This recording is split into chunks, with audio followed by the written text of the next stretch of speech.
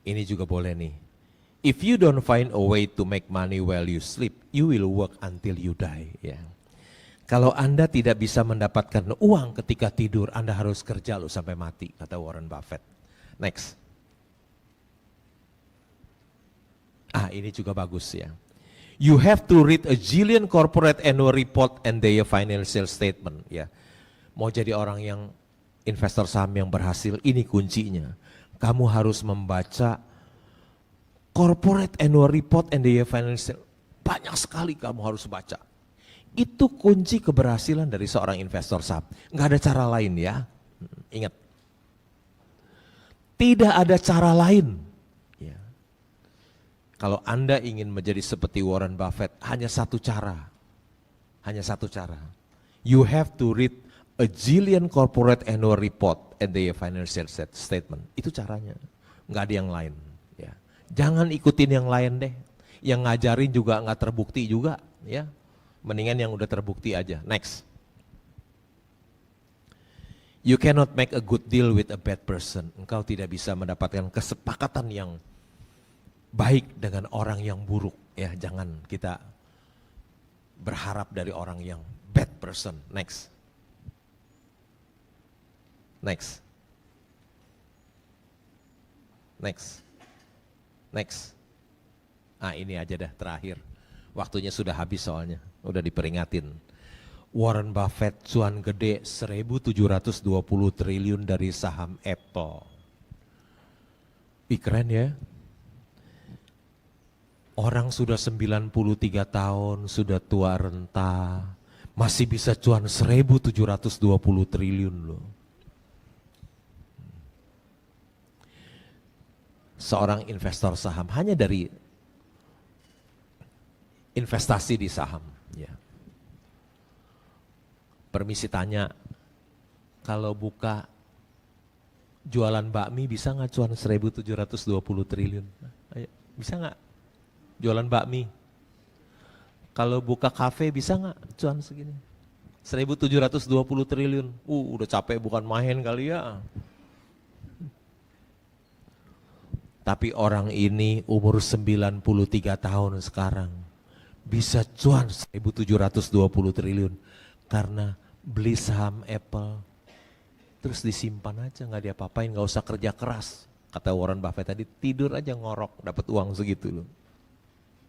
Enak ya, jadi seorang investor saham. Enak, enak. Jadi seorang investor saham, ya. Sangat nikmat menjadi seorang investor. Sampai 93 aja bisa dapat uang segitu loh, 1.700. Orang umur segitu udah jadi tua renta, udah nggak bisa apa-apa. Hanya jadi seorang investor saham yang bisa cuan 1.720 triliun. Nggak ada usaha lain yang bisa cuan segitu. Karena sudah waktu sudah lewat, saya akhiri presentasi saya sampai di sini. Semoga bermanfaat bagi kita semua. Sekian, terima kasih.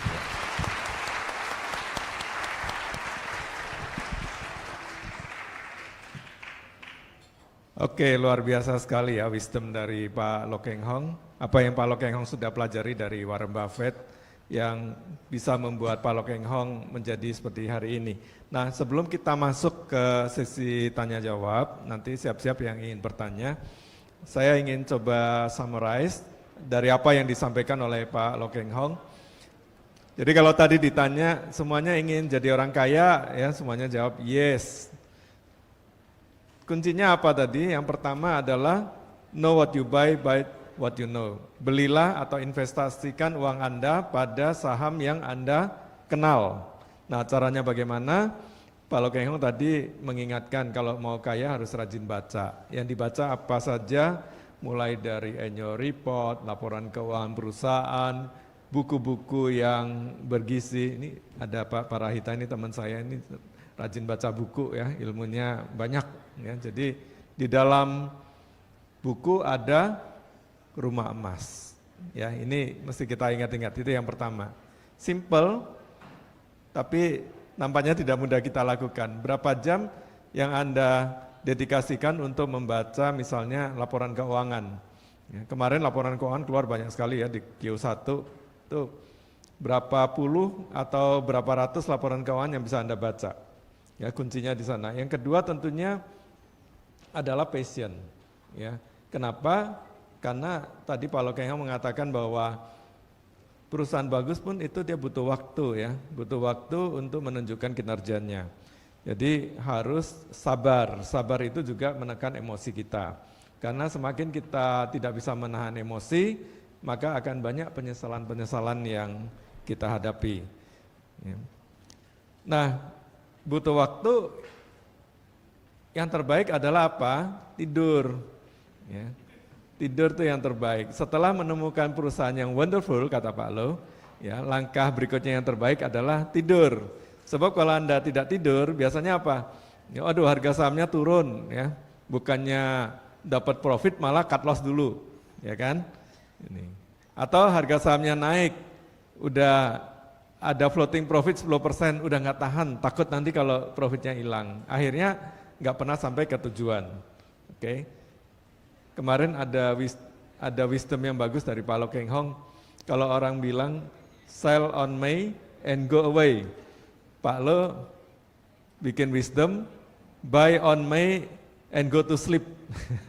Jadi, and you will be rich. Ya tentunya harus tadi kembali bisa menemukan perusahaan yang bagus. Nah, menemukan perusahaan yang bagus biasanya orang tuh malas baca. Malas baca, akhirnya apa? Dengar dari orang lain, ya. Dengar dari orang lain itu nggak ada conviction, ya. Ibarat orang mau menikah. Menikah itu kalau kita cuma dengar dari orang lain kan nggak ada keyakinan dong. Ya, nah, saham juga demikian, ya. You mesti baca sendiri. Ya.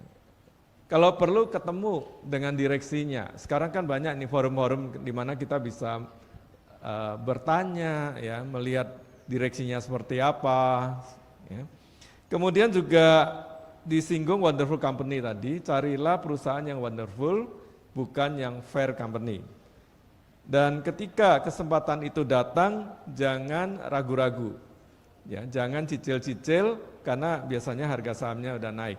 Contoh nih, kemarin ada satu saham bank yang dulunya harganya nggak kemana-mana lah, ya, namanya Bank NISP. Ya, semua orang tahu sekarang Pak Lo punya ya. Dulu saham itu 600, 700, balik 600, nggak terlalu liquid. Ya. Nah, tapi PBV-nya rendah sekali di bawah 0,5 kali, banknya bagus, ya, kinerjanya semakin baik. Nah, kalau misalnya kita belinya itu katakanlah cicil-cicil begitu, ya sekarang harganya udah di atas 1.000. Ya. Jadi Anda mungkin beli tapi harganya menjadi tidak maksimal, maksudnya tidak terlalu rendah karena udah keburu naik. Kalau orang mengatakan saham itu, investasi saham itu high gain high risk, ya. Kalau Pak Lo lain lagi, dia berani mengatakan saham itu high gain low risk. Nah, jadi di sini ada manajemen risikonya. Manajemen risikonya balik lagi ke yang nomor 1 tadi, know what you buy by what you know tadi, dan membeli pada saat yang tepat ya, ketika harganya terdiskon banyak. Saya masih ingat kata-kata Pak Lo, saya banyak terbantukan oleh margin of safety, ya, MOS-nya besar. Nah, ketika misalnya saham yang saya beli itu tidak sesuai dengan harapan saya pun, saya tidak rugi bahkan masih untung. Ya. Waktu itu mungkin contoh seperti saham MBSS ya mungkin ya. Pak Lo beli memang dengan margin of safety yang besar sekali, ya, sehingga ketika Pak Lo jual pun masih mendapatkan keuntungan yang cukup bagus. Kemudian juga diversifikasi itu hanya untuk orang yang tidak tahu. Jadi kalau Anda mengetahui perusahaan tersebut, sebenarnya kita tidak perlu melakukan diversifikasi. Ya, karena kata Warren Buffett tadi, risiko itu datang dari ketidaktahuan kita. Ya. Nah, sedangkan diversifikasi orang sering salah artikan bahwa ya sudahlah karena kita mau manajemen risiko, ya kita cap-cip aja beli saham dengan jumlah yang cukup banyak. Ya, sebenarnya intinya bukan itu, intinya kembali ke tadi, belilah saham yang betul-betul Anda kenal. Oke, mungkin itu saja yang bisa saya sampaikan, men-summarize. Sebenarnya ini adalah filosofi dari Pak Lokeng Hong. Ada seorang teman yang sekarang lagi ambil S3 ya di satu perguruan tinggi negeri. Dia mengambil topiknya menarik, yaitu tentang filosofi investasi Lo Keng Hong. Oh, ini S3 loh. Pendekatannya dia dengan, kalau kita bilang itu pendekatan kualitatif gitu ya. Nanti dia metodologi penelitiannya. Dia sempat interview saya juga, ya, Pak Lo Keng Hong seperti apa filosofinya. Ya, Pak Lo Keng Hong filosofinya sederhana tadi. Ya, belilah saham yang Anda kenal. Ya. Setelah beli apa? Sabar. Ya, sabar, tinggal tidur, tunggu sampai pasar itu mengapresiasi saham tersebut. Saham yang dibeli juga saham yang wonderful, dibelinya pada saat harga yang terdiskon banyak. Ya, jadi margin of safety-nya itu besar. Yes, very simple. Tapi ternyata tidak mudah juga untuk dilakukan. Baik, itu adalah summary dari saya. Sekarang kita masuk ke sesi Q&A yang mungkin Anda sudah tunggu-tunggu. Ya, kita buka termin pertama, 3 penanya, silakan angkat tangan. Wow, banyak sekali ya. Kita harus memilih. Ini dari tengah dulu yang ya 3 tapi nanti satu persatu gitu ya. Ya, yang sebelahnya baju merah, siapa namanya? Ya, silakan diberi mic oleh panitia. Sebutkan nama ya, nama dan pertanyaannya satu aja ya, biar yang lain dapat kesempatan. Ya, tidak ada 1A, 1B, 1C, satu aja. Ya, sebut nama dan pertanyaan, silakan. Ya, selamat sore Pak Lukas dan Pak Lo Keng Hong. Nama saya Stefan. Saya member Hungry Stock, muridnya Pak Lukas juga. Nah, saya mau nanya, yang pertama, Peter Lynch mengatakan kalau tetangga kita beli di harga 10, terus kita beli kalau saham itu turun ke 1, ya kalau saham itu ke 0, kita hilang 100%. Nah, saya mau tanya ke Pak Lo, bahwa perusahaan yang Pak Lo beli itu kenapa bisa tidak akan bangkrut. Contohnya waktu Pak Lo beli UT waktu tahun 98. Itu ekuitasnya saya lihat 25 miliar. Kasnya 366 miliar dan rugi dalam 2 tahun itu terakhir utang jangka pendeknya itu 3,3 triliun. Dan dia juga melakukan restrukturisasi. Yang research di Harvard mengatakan bahwa kemungkinan suksesnya hanya 22%. Ya, saya mau tanya decision itu sih Pak, yang waktu tahun 98 beli UT waktu ekuitasnya 25 triliun dan dia kemungkinan tidak bisa bisa membayar utang jangka pendeknya. Ya, gitu. Oke, satu dulu aja ya, biar gantian Stefan. Baik, jadi pertanyaannya dari Stefan, waktu Bapak beli UT Pak, kenapa dengan probability kebangkrutan cukup tinggi tapi ternyata nggak bangkrut juga gitu, mungkin apa pertimbangannya? Saya belum tahu menurut Harvard tingkat keberangkutannya berapa?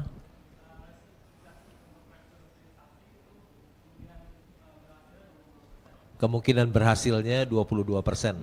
Oke, dari Harvard. Ternyata hasil risetnya itu keliru. United Tractor jadi wonderful company loh. Wonderful company ya. Untungnya sampai bertriliun-triliun, puluhan triliun United Tractor. Saya membeli pada waktu itu karena memang perusahaannya posisi rugi. Tapi kita lihat kalau operating profitnya cuan. Untung 1,1 triliun laba usahanya, operating profitnya laba 1,1 triliun. Itu karena rugi itu karena forex loss.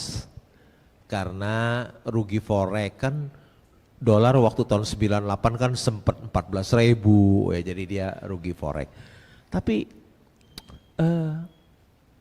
forex loss itu bisa berubah jadi forex gain kalau rupiahnya bukan permanen ya. Jadi kalau rupiahnya menguat jadi forex gain, balik untung lagi. Jadi yang paling penting itu operating profitnya, usahanya masih untung 1,1 triliun, laba usahanya masih untung waktu itu. Aneh ya, teman-teman saya pada bilang, tahu nggak kalau kamu datang ke kantor UT di Pulau Gadung, alat beratnya nggak laku loh.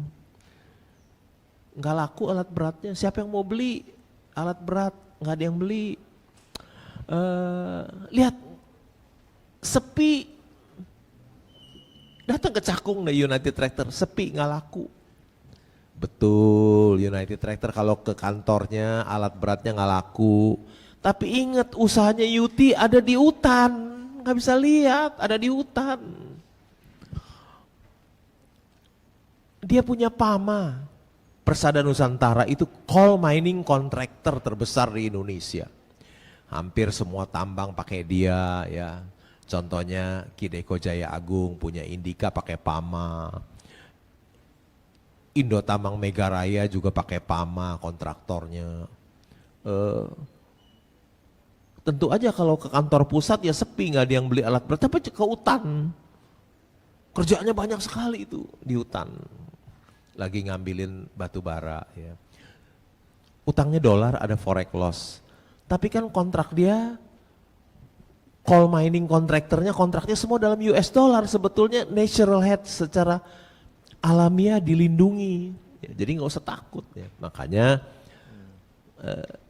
saya berani seluruh uang saya 100% di satu counter itu. Karena harga saham 250, laba usaha per saham 7.800. Mana ada lagi itu seperti berlian yang dijual harga kerikil. Suruh beli cicil-cicil, enggak lah, diversifikasi enggak, semua saya dorong semua karena enggak bisa beli yang lain. Enggak bisa melakukan diversifikasi, enggak bisa karena laba usaha per saham 7.800, harga saham 250. Itu seperti bukan beli Mercy harga bajai, itu beli berlian harga kerikil gitu. Jadi Harvard pun salah. Oke. Baik, kita lanjut ke pertanyaan yang kedua. Ya, ini sayap kanan. Silakan Mas, yang di depan ini. Ya maaf ya, satu orang satu pertanyaan saja supaya bisa kebagian banyak. Ya, perkenalkan saya Ardi. Saya ngikutin beberapa YouTube dan juga Zoom yang ada Pak Lo-nya. Dan dari situ saya tahu kalau misalnya prediksi Pak Lo mengenai Intiland sama Gajah Tunggal itu benar. Q1 ini dia udah positif gitu kan. Nah, yang ingin saya tanyakan Pak, menurut Pak Lo, berapa harga wajar dari Gajah Tunggal maupun dari Intiland? Sebelum dijawab, Mas Arfi ya? Ardi punya sahamnya nggak nih dua-duanya? Punya Pak. Oh ya udah. Kalau nggak punya nanya itu nggak usah dijawab, belum beli. Silakan Pak Lo, Ardi. Enak aja lu.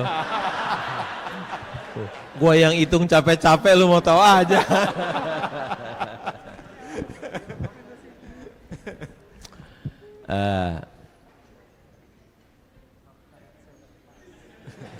Harga wajarnya berapa ya? Saya udah hitung semuanya.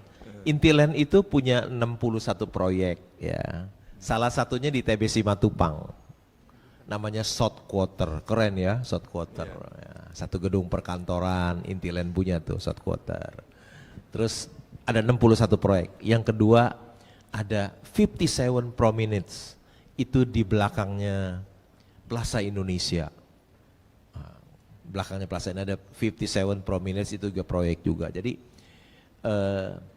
kalau lihat di Pantai Mutiara, yang melakukan reklamasi pertama itu juga Intiland. Ya. Intiland itu sudah jadi developer 50 tahun lebih. Kalau ada rumahnya yang di Angke, itu bagus Angke, di situ ada namanya Taman Harapan Indah, perumahan yang sudah 40 tahun, itu developernya Intiland. Kalau ada yang tahu tentang Surabaya, ya banyak sekali Surabaya, Intiland, Jakarta dan Surabaya, ada yang namanya perumahan Graha Family, yang di tengahnya ada lapangan golf, Graha Family, yang tinggal sultan-sultannya Surabaya, itu yang developernya juga Intiland. Ya.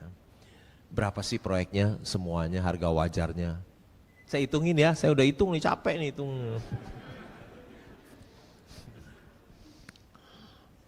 Dari 61 proyek itu saya udah hitung, totalnya kurang lebih 20 triliun. Ya, 20 triliun. Utangnya kira-kira 4,5 triliun. Di kas ada 1,5 triliun. Jadi utangnya kira-kira 3 triliun netnya ya, 3 triliun. Jadi masih ada 17 triliun kan, asetnya propertinya 17 triliun, potong utang 3 triliun, masih ada 17 triliun. 17 triliun itu jumlah sahamnya ada 10 miliar lembar. Jadi kalau 17 triliun dibagi dengan 10 miliar lembar artinya per saham itu 1.700. Kalau kita beli 170 arti saham itu terdiskon 90%. Itu harga wajarnya. Mau beli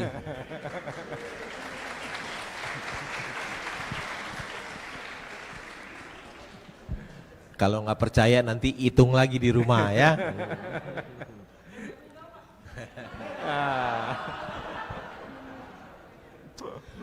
Gajah Tunggal itu pabrik ban terbesar di Asia Tenggara ya. Penjualannya tahun ini mungkin bisa 18 triliun, gede loh. 18 triliun. Kalau kita lihat nilai buku per sahamnya kan 2000 ya. Nilai bukunya per saham 2000 per saham. Utangnya pun semakin hari semakin mengecil ya. Kalau kita lihat mundur mungkin 10 tahun yang lalu harga sahamnya pernah 3.000 loh. Harga sahamnya pernah 3.000 ya. Siapa tahu kinerjanya semakin hari semakin baik ya. Siapa tahu dia bisa kembali ke harga itu lagi ya. Kira-kira demikian. Oke, Mas Ardi cukup ya. Jadi besok nggak jadi profit taking ya. Oke, pertanyaan berikutnya dari sayap kiri. Silakan kalau ada yang mau bertanya. Oh, nggak ada sama sekali yang sayap ini. Oke, balik lagi ke tengah ya. Pak Parahita boleh tanya ya Pak?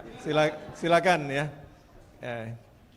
Khusus buat Pak Parahita. Terima kasih Pak Lo, Pak Lukas untuk kesempatannya.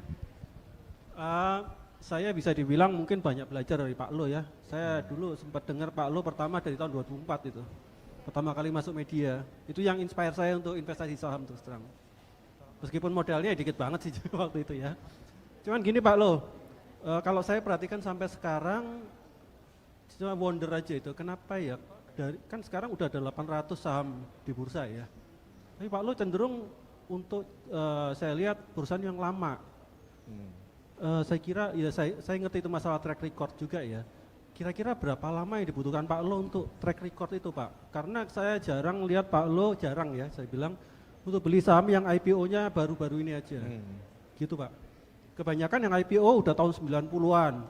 Gitu ya kira-kira ya itu ya 2000-an pun mungkin jarang, ada beberapa tapi jarang. Gitu Pak mungkin Pak. Ya. Terima kasih Pak pertanyaannya. Saya udah 30 tahun kali nggak beli saham IPO Pak. Ya. Kenapa saya nggak beli saham yang baru-baru, belinya yang lama-lama gitu ya? Karena yang lama-lama jumlah sahamnya sedikit Pak. Cuma sedikit. Yang sekarang kan go public jumlah sahamnya puluhan miliar lembar, puluhan. Kalau kita lihat Gajah Tunggal jumlah sahamnya kan cuma 3 miliar lebih, 3,5 miliar lembar, sedikit-sedikit. Makin jumlah sahamnya makin sedikit, makin bernilai itu perusahaannya. Kalau jumlah sahamnya banyak kan nggak bernilai. Dibilang yang lama-lama memang banyak, tapi yang baru juga ada. Misalnya saya beli ABM Investama, kan itu kan belum lama go public tuh. Nah, saya pemegang saham terdaftar nomor 2 di sana ABM Investama. Perusahaan itu juga cukup bagus, saya lihat. Saya pemegang saham terbesar nomor 2 di ABM Investama. Labanya first quarter ini lebih besar dari Bukit Asam, lebih besar dari Indika Energy, lebih besar dari Unilever, lebih besar dari Inco. Wah hebat ya. Semoga jadi wonderful company. Jadi memang saya lebih banyak, Bapak perhatiin saya main saham-saham jadul ya, Intiland, Gajah Tunggal, begitu karena jumlah saham sedikit. Tapi nggak tertutup kemungkinan juga saya kan berinvestasi di saham-saham yang baru seperti ABN Investama, Indika Energy, juga saham-saham jadul seperti dulu beli Indakiat begitu ya. Karena jumlah sahamnya sedikit Pak. Kalau saham sekarang jumlah sahamnya berpuluh-puluh miliar lembar. Jadi valuasinya tetap saham zaman dulu itu lebih murah Pak. Begitu Pak. Oke, kita jadi mengenal istilah baru nih, ada saham jadul dan ada saham kekinian ya. Pak Lo ini selera tidak hanya saham ya, selera makannya juga banyak yang jadul-jadul. Oke, saya balik, nah ini ke tengah ya. Silakan Mbak. Ya yang depan, ya silakan. Akhirnya ada wanita juga yang bertanya. Silakan. Oke, selamat sore Pak Lo Keng Ho. Iya, selamat Terima sore. kasih, Ya. atas Namanya siapa, kesempatannya. Mbak? Nama saya Adia. Saya Adia. ingin bertanya Pak, mengenai analisis fundamental, kan Bapak menggunakan analisis fundamental ya setahu saya. Jadi analisis fundamental ada banyak Pak. Apa yang menjadi alat ukur yang Pak Lo Keng Hong gunakan untuk perusahaan dengan low risk high gain seperti yang tadi Bapak telah ucapkan. Terima kasih banyak Bapak. Oke. Analisa fundamental katanya banyak ya. Ada yang namanya discounted cash flow, ya. Ada yang namanya EV EBITDA. Itu saya nggak pakai semuanya. Saya cuma pakai yang paling sederhana aja, yang paling gampang, paling mudah dan paling sederhana yaitu price earning ratio sama price to book. Kalau saya lihat saham-saham itu murah, misalnya price to book 0,3, nah saya mulai pelajari. Kan lihat Gajah Tunggal, lihat Intiland kan rata-rata price to book 0,3 tuh sahamnya, terdiskon. Terus juga seperti saham yang kedua price earning ratio. Coba lihat saham ABM Investama saya pemegang saham terbesar nomor 2 di ABM Investama. Price earning ratio-nya berapa? 1,5 kali, kecil, PI kecil, price to book rendah, itu aja sederhana. Tadi makanya saya bilang lulusan SD saja bisa untuk menjadi investor saham yang berhasil karena pendekatannya hanya sederhana, price earning ratio, price to book, ya. Itu analisa yang paling mudah, paling sederhana. Tapi kita mesti ingat, simple is perfect. Yang sederhana itu yang sempurna. Kenapa orang bikin analisa yang ruwet-ruwet, bikin discounted cash flow, bikin EV EBITDA segala macam? Kenapa susah? Karena kalau susah bisa dibayar mahal. Kalau mudah kan pendekatannya price earning ratio, oh gampang gitu, ngapain saya bayar kamu konsultan mahal-mahal, kan nggak usah. Bikin yang rumit.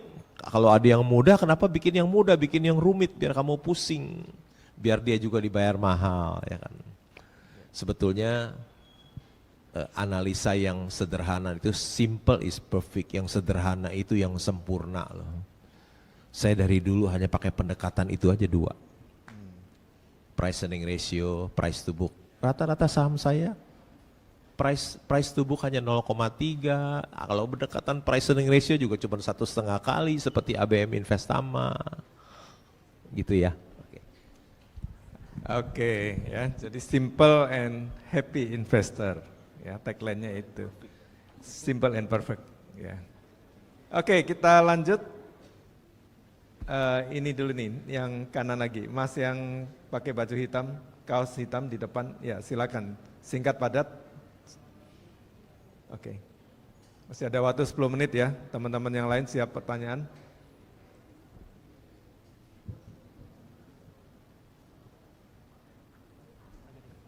Oke, selamat sore Pak Lo. Sebelumnya perkenalkan nama saya Kevin. Nah, jadi di sini saya punya pertanyaan. Tadi kan Pak Lo sempat menyebutkan kalau mengutamakan tidak melakukan diversifikasi. Nah, sementara barusan saya kayak googling gitu kan. Nah, untuk portofolio dari Pak Lo sendiri ada punya Gajah Tunggal, punya Intiland, terus ada BMTR dan beberapa saham lainnya itu kan termasuk diversifikasi. Nah, untuk pertanyaan saya kira-kira kenapa gitu Pak Lo melakukan itu? Sementara tadi kan menyarankan untuk tidak melakukan diversifikasi. Terima kasih Pak Lo. Kenapa sekarang sahamnya banyak diversifikasi? Sebetul maunya sih nggak diversifikasi. masalahnya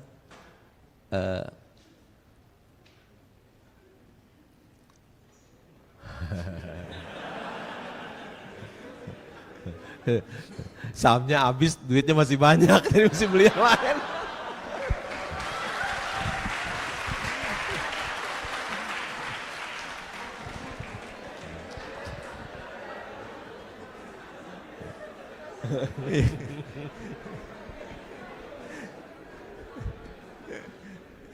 Pak Lo mau bilang tambah banyak duitnya nggak enak.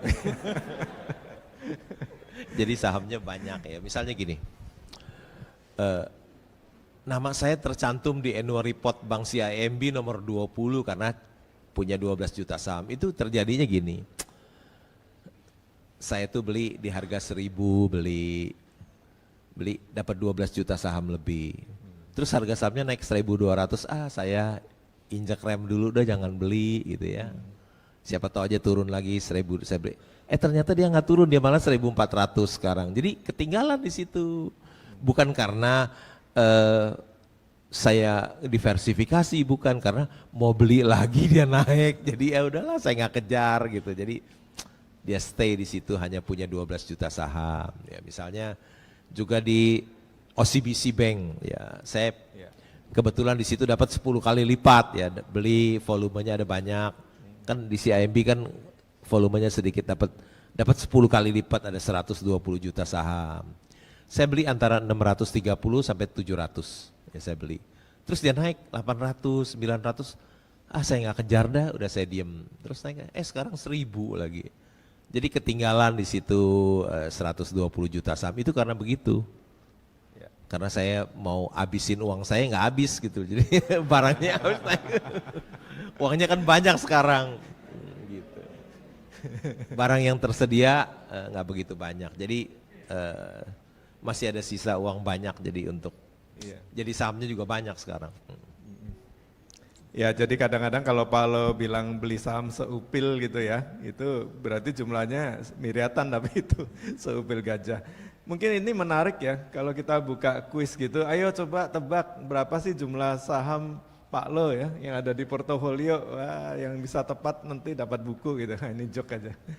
Yang saya tahu ada 23 ya, 23. Tapi saya nggak tahu mana yang udah dijual, mana yang masih dipegang. Yang saya tahu ya, ada 23. Mungkin Anda tahu berapa? 7, 6? Bu Elivia tahu berapa jumlah sahamnya Pak Lo? Oke, kita lanjut 2 penanya lagi deh karena waktu ya. Itu ada yang sebentar. Saya mencari wanita lagi, ada nggak di sini? Mana? Oh iya, yang wanita silakan. Ya. Ya, yang di belakang. Ya, silakan.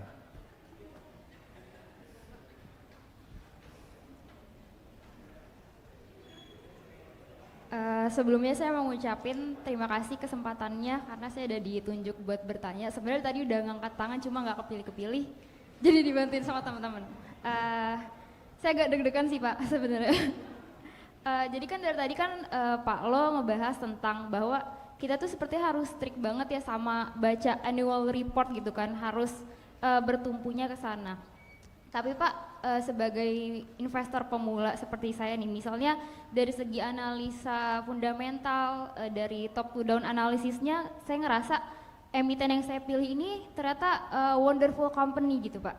Tapi kan kadang ada kejadian yang kayak di luar kontrol yang membuat seolah-olah kinerja saham tersebut turun ya. Contohnya Pak, saya pernah menganalisis saham Adro dan itu bagus ya dari segi finansialnya dan lain-lain. Tapi and then kan ada kayak kabar di luar annual report seperti dia mau membuat PLTU dan kemarin jadi ada case-case di mana investornya tuh nggak setuju gitu Pak. Nah, ketika terjadi kejadian buruk di luar annual report, kan itu akan mempengaruhi kinerja sahamnya turun. Bagaimana Bapak membuat keputusan investasi bahwa sebaiknya saham ini dilepas atau dipertahankan di luar dari annual report yang bagus? Terima kasih Pak. Ya. Terima kasih atas pertanyaannya. Menurut saya tetap kita berpegangan kepada laporan keuangan dan annual report ya. kan Adaro itu kan labanya besar sekali ya. Kalau tidak salah tahun lalu labanya 38 triliun. Tahun lalu labanya lagi 38 triliun. Jadi kalau ada insiden, ada orang yang tidak setuju mau bangun PLTU, rasanya itu tidak berpengaruh apa-apa. Ya, tidak berpengaruh apa-apa, nggak ada pengaruhnya sama sekali ya. Yang mempengaruhi harga sahamnya turun karena harga batu bara turun itu lebih. Kalau harga batu bara turun tentu labanya juga akan menurun. Kalau labanya menurun ya otomatis harga sahamnya turun. Harga sahamnya turun bukan karena ada insiden seperti itu, tapi harga sahamnya turun karena memang harga batu bara turun. Tetap kita berpegangan kepada fundamental perusahaan. Ya. Insiden-insiden kecil itu tidak ada pengaruh apa-apa sama sekali. Kira-kira demikian jawaban saya. Oke, cukup ya. Boleh satu lagi dari panitia? Satu lagi ya. Ya, wanita lagi boleh ya, biar imbang. Selamat siang Pak Lo, saya dengan Kristiana. Pak, saya mau bertanya Pak, untuk saham-saham cyclical seperti batu bara Pak, itu kapan sih Pak kita tahu, oh ini udah mulai, siklusnya udah mulai surut nih atau belum Pak? Karena kan sekarang katanya batu bara nih orang pada bingung nih, masih mau bertahan apa mau keluar karena siklusnya sudah habis. Terima kasih Pak. Terima kasih atas pertanyaannya. Tidak ada seorang pun yang bisa menjawab pertanyaan itu. Karena apa? Karena hari esok itu misteri. Ya.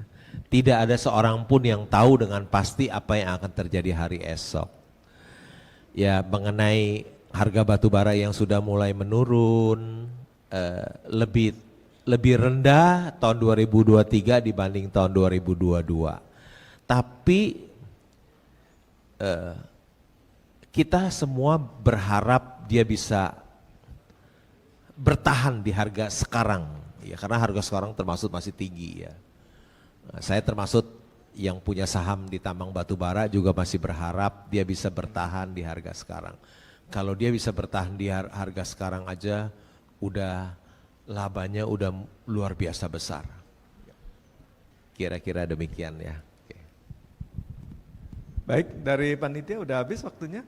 Satu pertanyaan lagi boleh? Oke, siapa nih? Satu pertanyaan lagi. Ini yang di depan deh, yang udah susah payah pakai jas ya dari panitia. Silakan. Perwakilan dari panitia.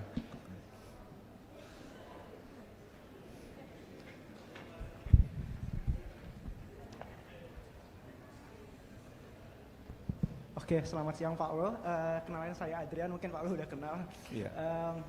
Saya ingin bertanya Pak Lo, terkait dengan saham BMTR. Saya udah ngikutin juga lama. Saham BMTR juga perusahaan yang bagus, labanya besar, triliunan, PER-nya di bawah 4, PBV juga 0,3. Mungkin pertanyaan saya simpel, ada nggak sih Pak conviction lain selain rasio-rasio tadi yang membuat Bapak semakin yakin dengan saham BMTR? Mungkin dari GCG-nya atau mungkin dari Bapak mungkin tahu kalau saham itu ada corporate action di depannya, merger atau bagaimana Pak? Mungkin itu sih dari saya. Terima kasih Pak Lo. Terima kasih atas pertanyaannya. Tadi sudah disebutin, katanya mau merger katanya. Semoga jadi itu. Yeah.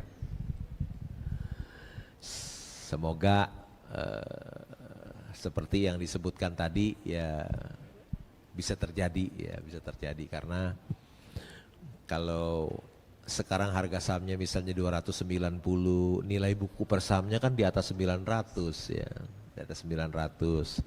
Ya tentu saja kita berharap penilai bisa menilai seperti di harga bukunya itu loh. Kalau bisa menilai di harga nilai buku per sahamnya tentu tinggi sekali ya dibandingkan dengan harga sekarang. Tentu saja kalau seperti yang kita harapkan itu terjadi ya bisa naik harga sahamnya ya kira-kira gitu. Semoga terjadi ya. Itu pun juga yang saya nantikan. Ya. Demikian ya. Oke. Cukup? Oke, ya terima kasih. Kita akhiri sesi tanya jawab ini. Luar biasa ya, dari siang sampai sore kita banyak sekali mendapatkan knowledge, insight. Nah sekarang tinggal dipraktekkan. Universitas Indonesia ini adalah salah satu the best university ya di Indonesia. Dan juga for your information, universitas ini menjadi pilihan putra dari Pak Loh Keng Hong. Boleh dong kita perkenalkan Philip di depan, berdiri Philip. Ya. Philip ini adalah putra bungsu Pak Loh Keng Hong. Beliau ini lulusan alumnus dari Fakultas Teknik ya, Teknik Mesin ya, UI, dan sekarang sudah hampir menyelesaikan S2-nya di University Malaya ya. Wah, luar biasa. Kita beri tepuk tangan pada Philip. Ya. Nah, saya yakin dari kampus ini nanti akan muncul Loh Keng Hong baru. Ya. Amin. Ya. Pak Loh Keng Hong dan saya mengucapkan banyak terima kasih atas undangan dari UI. Sebelumnya saya akan tutup dengan seperti biasa pantun ya. Boleh ya berpantun ya?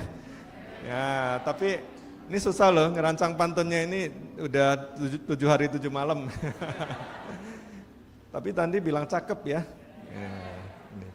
Siap? Ya. Makan roti pakai serikaya. Nikmatnya tidak bisa bohong. Kalau Anda ingin kaya, yuk ikut caranya Loh Keng Hong.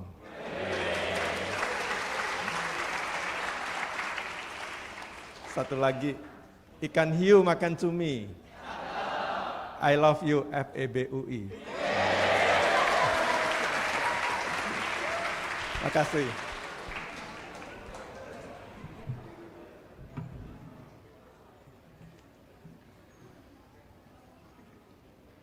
Saya kembalikan kepada panitia.